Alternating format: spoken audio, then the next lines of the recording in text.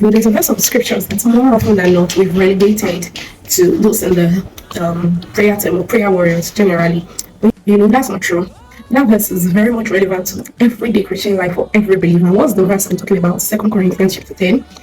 Verse 3 says, "For though we walk in the flesh, we do not war after the flesh. For the weapons of our warfare, they are not carnal, but they are mighty through God to the pulling down of strongholds, casting down imaginations, and every high thing which exalts itself against the knowledge of God, and bringing into captivity every thought to the obedience of Christ." What does this mean? It means for us to have a victorious Christian life, we must learn to bring every thought to the obedience of Christ.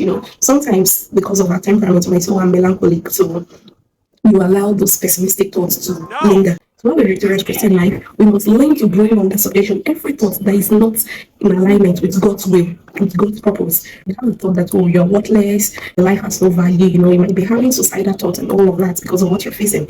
But then when you remember the scriptures, Jeremiah 29 verse 11, it says, "I know the thoughts that I have towards you. They are thoughts of good and not of evil, to bring you to an expected end." That gives you confidence to move ahead, to go ahead, to forge ahead in life.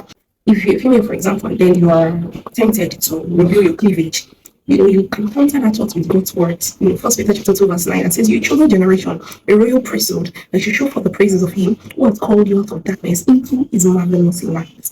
That is how we can bring every thought into, the obedience of God. So today and throughout the rest of the week, I want to encourage you to live by faith. Use God's word to counter every thought. Use God's word to bring every thought that is not of Christ, to bring it under subjection. I pray God will help you. So have a great week. Bye.